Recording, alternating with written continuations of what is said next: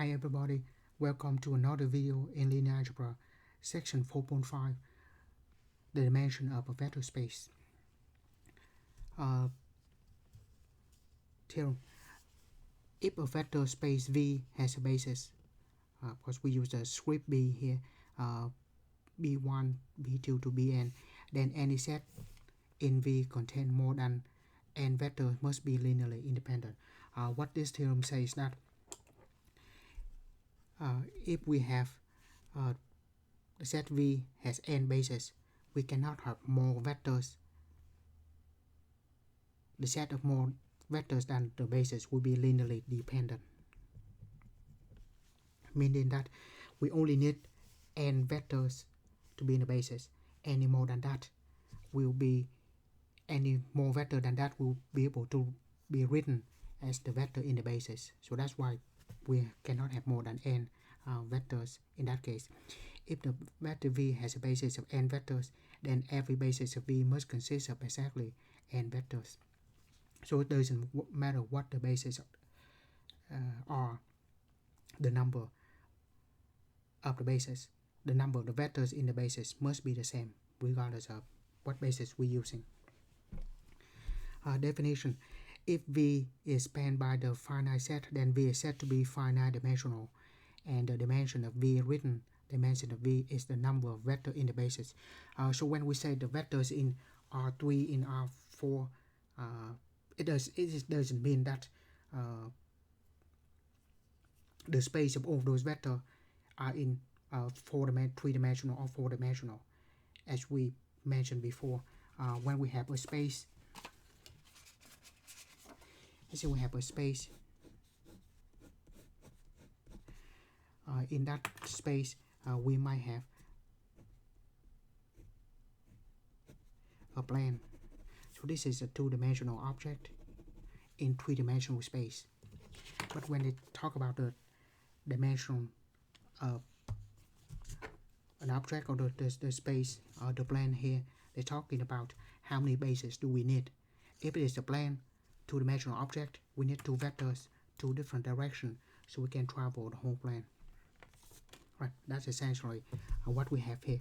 So dimension of V is the number of vectors in the basis of V. That's how we define it. And the dimension of the zero vector is said to be 0. That's just the way we define that as well. If V is not spanned by a finite set, then V is said to be infinite dimensional. Now first, for dimension of the subspace here. First we have 4 parameters, if you will, A, B, C, D, and we have that look like 4-dimensional. So this of course is the vector in R4, but is that a 4-dimensional vector space? Well, it's probably not that obvious, right? So let's rewrite this vector.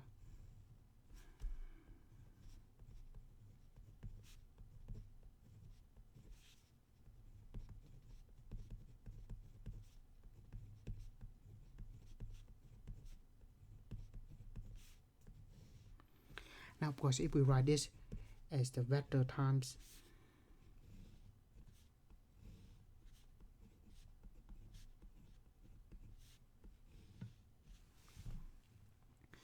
now we have 1A here, 5A,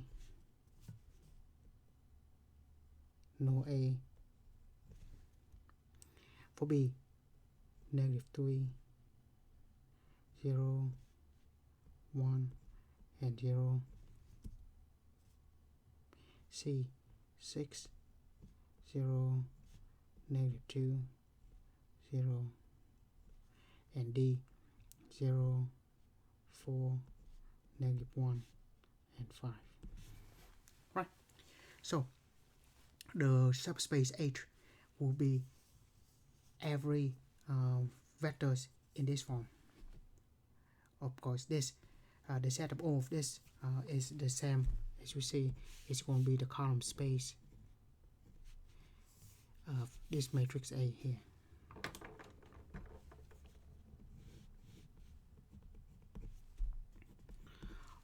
Why is that? Because A, B, C could be anything So any linear combination of the columns, of course, if we can also write this as a linear combination of the columns.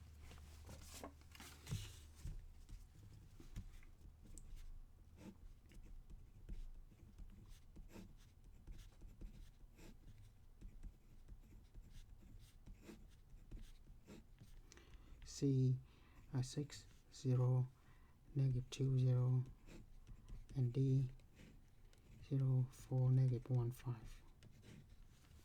Right, so we can write the linear combination of the columns of A. Therefore, the set of all linear combination of the columns of A is defined by column A. Right, and this is in the section 4.3. How do we find the basis for the column space? Well, we're going to do reduce to echelon form, and then we just pick out the original column that corresponding to the position of the pivots. Those will be the basis. Right, those will be in the basis. So pretty much we just put this in the matrix and reduce to echelon form.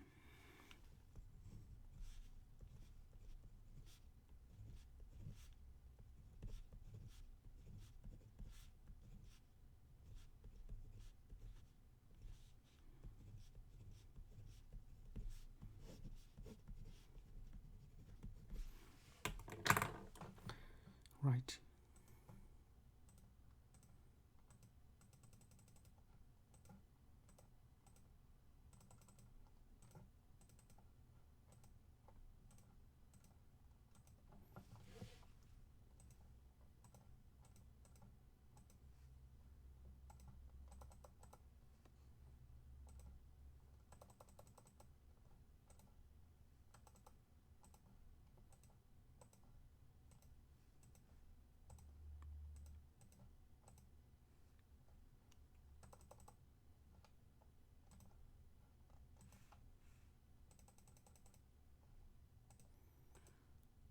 Right, and we have that.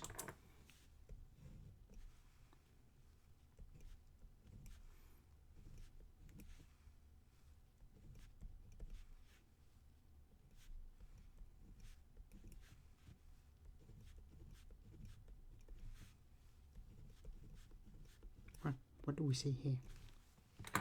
We see there's a pivot here, here, and here.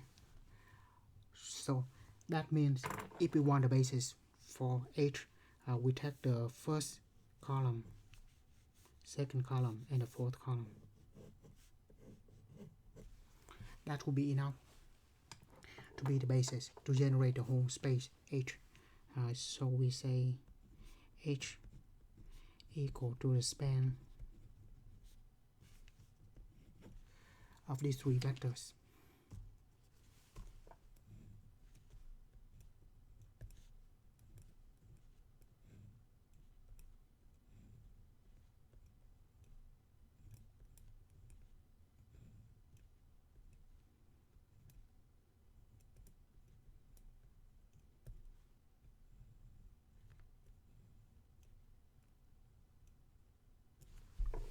And because it has three vectors in the basis, the dimension of H is going to be equal to 3.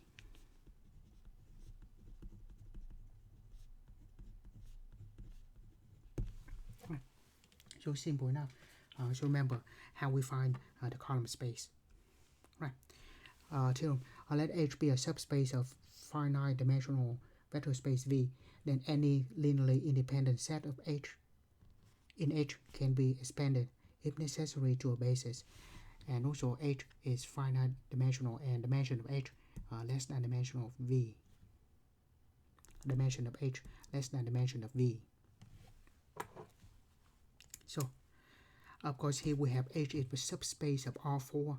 So of course R4 dimension is 4 because R4 there is for R4 there will be the standard basis 1 0 0 0 0 1 0 0 0 0 1 0 and 0 0 0 1. Yeah, that is the standard basis for R4. There are 4 of them, so R4 dimension is 4. In this case, dimension is 3. And in general, dimension of a subspace is less than or equal to the dimension of the vector space itself.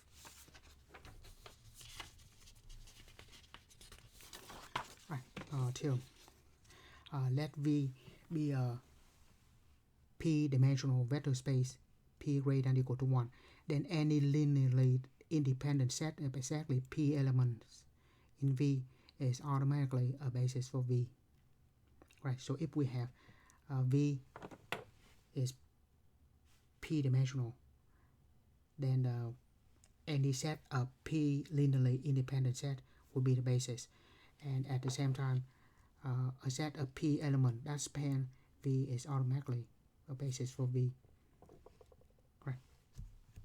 So P, if we want linearly independent, if we have p-dimensional vector space, if we have linearly independent, according to the first theorem, it cannot be more than the number itself. So the first one, when they talk about linearly independent, it have to be, dimension have to be less than or equal to p. Because if it's more than p, it will be linearly dependent. Now, and then any set exactly p element that span V is automatically a basis. So when it's equal, that will be the basis for V. Same thing here, when we talk about the span V, it's going to be greater than or equal to p. When it is equal to, it will be the basis. For example, we're talking about a two-dimensional space plane. We only need two directions, right? We might have a bunch of different directions, or four vectors that certainly span the two-dimensional space, but we only need two of them to be the basis, to be in the basis, to span the whole plane. Right, now the rank theorem. Definition: the rank of A is the dimension of the column space of A. So rank of A, dimension of the column space of A. Since row A is the same as the column of A transpose, the dimension of row space of A is the rank of A transpose. The dimension of the null space is called the nullity of A.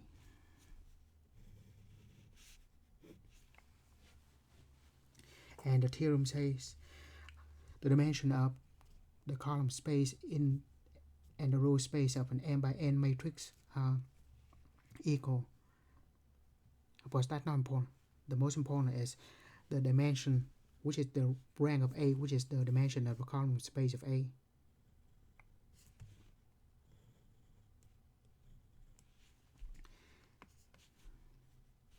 The rank of A equal to the pivot position in A and satisfy the equation. So this is very important theorem. Right. Now, let's go back. How did we find the column space of A? Because we perform reduced to echelon form, right? And how many pivots we have, that will be,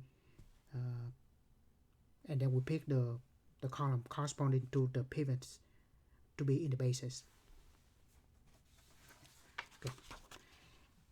Right, so in order to find the column space, reduced to echelon form, or the pivot on the first, second, and fourth, first, second, and fourth, those will be in the basis for the column of A. In the row space, we're going to use the row that has the pivot in it, or the non-zero row. So again, because we have,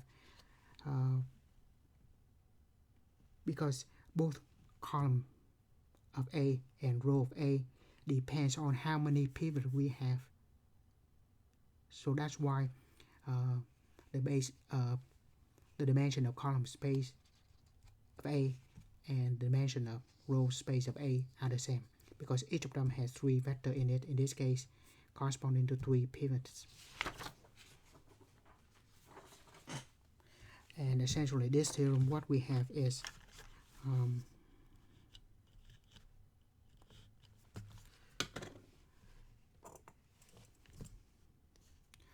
essentially what this theorem, we have the rank of A, let's just say rank of A will be the dimension of column space of A which is equal to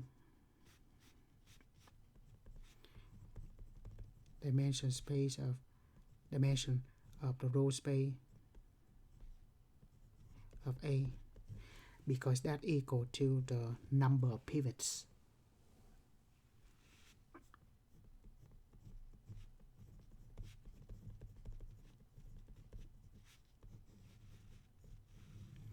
That corresponding to rank K. Now the nullity of A. Well, the nullity is the dimension of the null space. So how do we find the null space? Well, I will just show this system of homogeneous equation. So when we show the system of linear homogeneous equations, the number of solutions depends on how many free variables we have, right? So in this case, there's two free variables. So that's why we have two vectors in the basis, and the dimensions won't be 2. So in this case, the nullity of A will be the dimension of the null space of A. In that case, will depends on the number of free variables.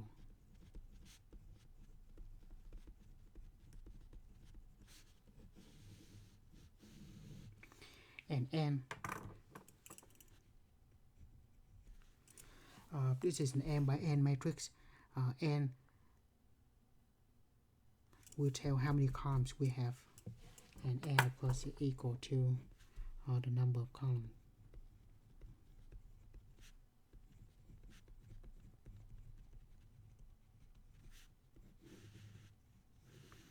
Of course, it makes sense that the number of pivots plus the number of free variables equal to the number of columns, because each column, it is either has a pivot or not. If it has a pivot, it is the pivot column.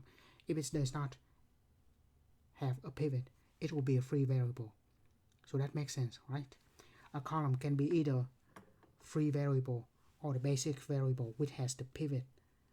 And so when we add all of them up, will be equal to the number of columns. That's simple enough. Now, we have some very simple example here. If A is a 7 by 9 matrix with two-dimensional null space, so nullity of A is 2.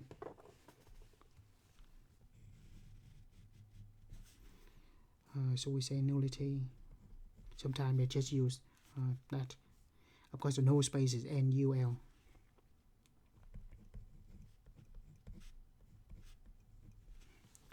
What is the rank A?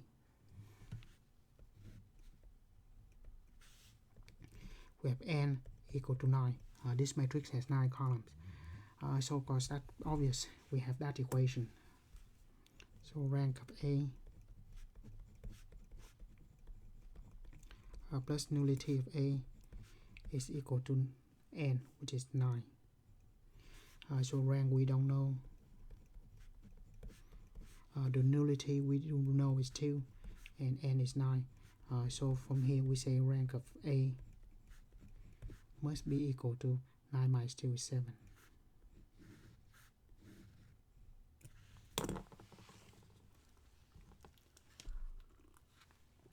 Right, next. Could a 6 by 9 matrix have a pivot? Have a two-dimensional null space. So once again we have two-dimensional null space. So nullity of A is equal to 2. And then here we have n equal to 9. Right. So of course we have rank plus nullity equal to n. So in this case we have rank n is because it's 9. So rank again equal to 7. Now, but is that possible? Now, again, rank equal to 7, meaning that there will be 7 pivots, right? 7 pivots in reduced row echelon form of A.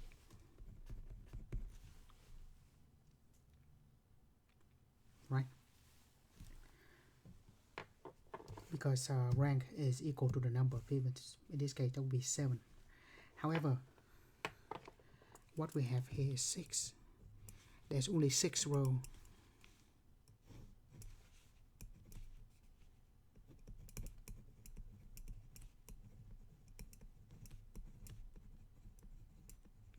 If it only has 6 rows, it can only have 6 pivots, right? You cannot have 2 pivots in one row. So 6 pivots or less. So in that case, because A only have 6 or less pivots, and we require to have 7, so that's why this is not possible. These two together is not possible.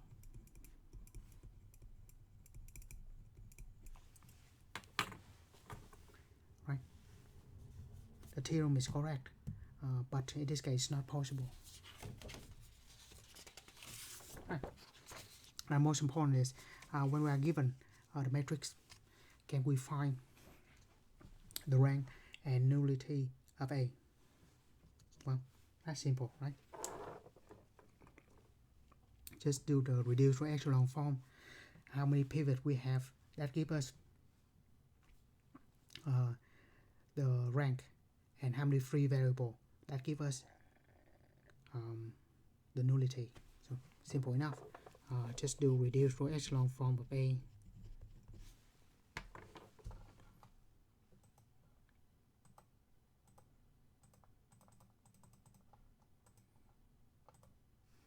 Three by 5.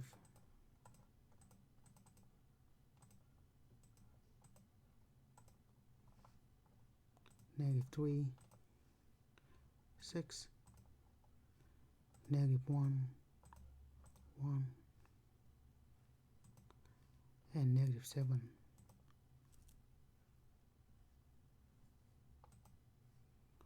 -1, -2, 2, 3, and -1.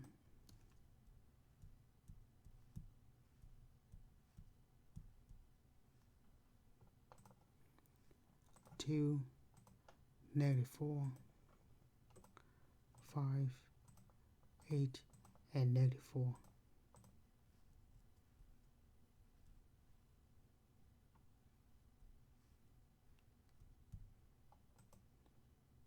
Right, that's what we have.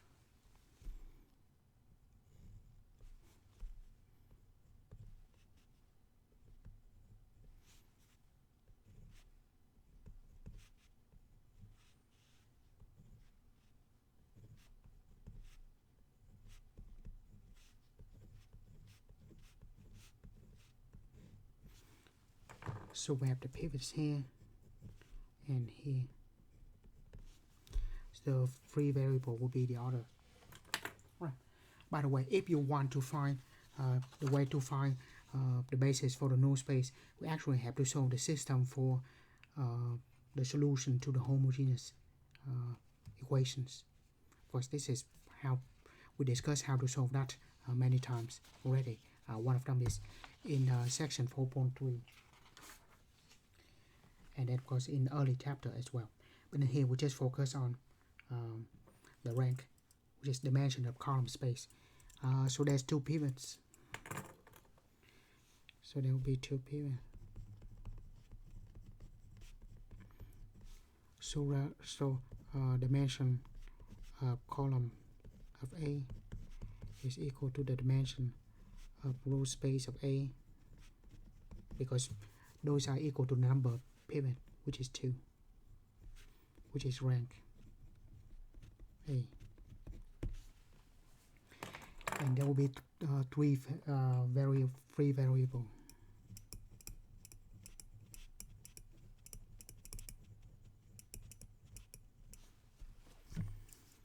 So the dimension of nullity of A, of null space of A, sorry, is equal to 3.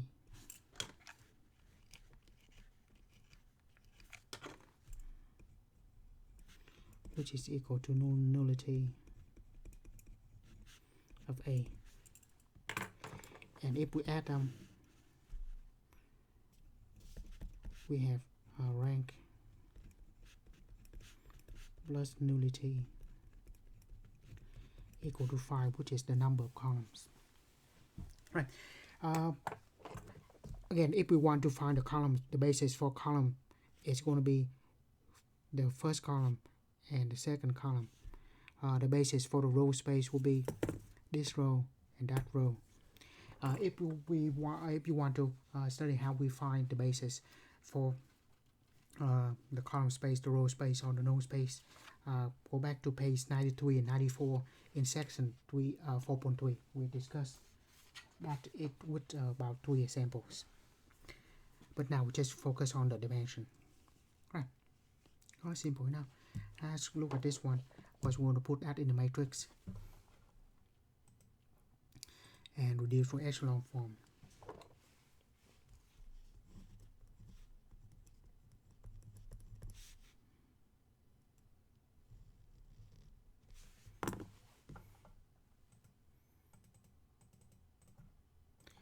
If there's any problem with this, we might have to add a column of 0. I don't know why the calculator has a problem with it.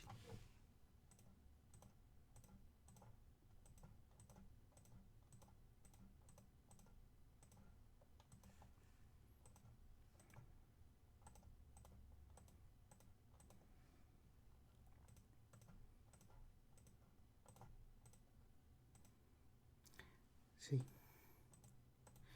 yeah, just add a row of 0 to it. I mean the column of 0.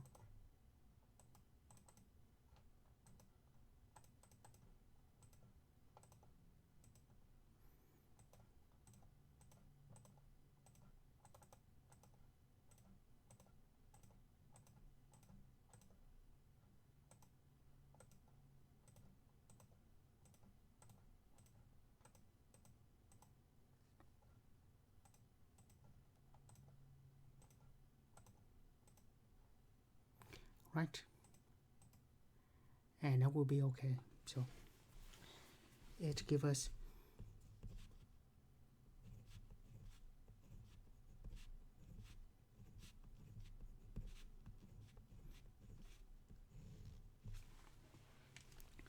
right, and reduce from echelon form give us this, and we have one here, here, and here.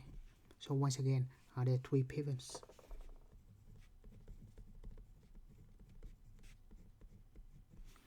So dimension of the column or the row or the rank is equal to 3. So the rank of A is equal to the dimension of column space of A, or the dimension of row space. We only really need 1, equal to number of the pivot, which is 3. And there's 0 free variable.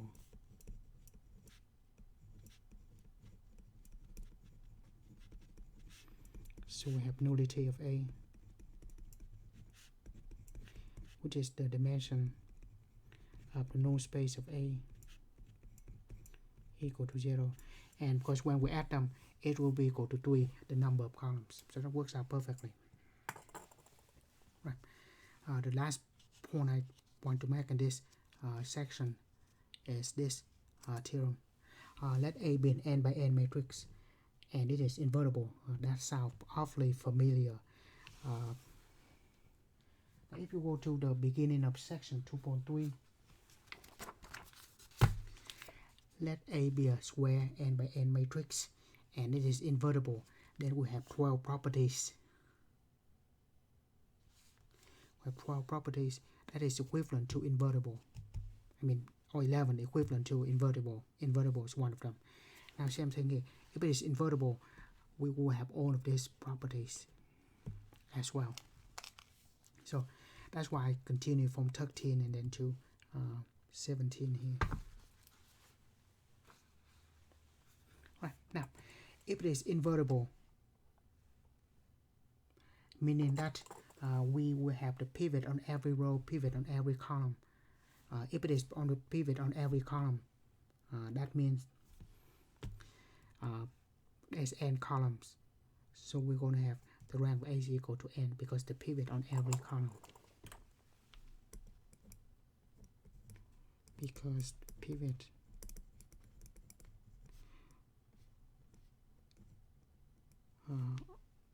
the pivot is on every column,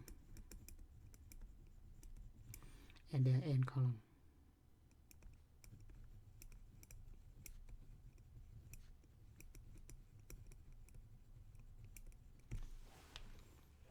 Well, we know the pivot is on every column because the set of vectors have to be linearly independent, right? And the null space equal to 0 because if the pivot's on every column, there's no column for free variable, right? And if there's no free variable, we only have trivial solution for the homogeneous system.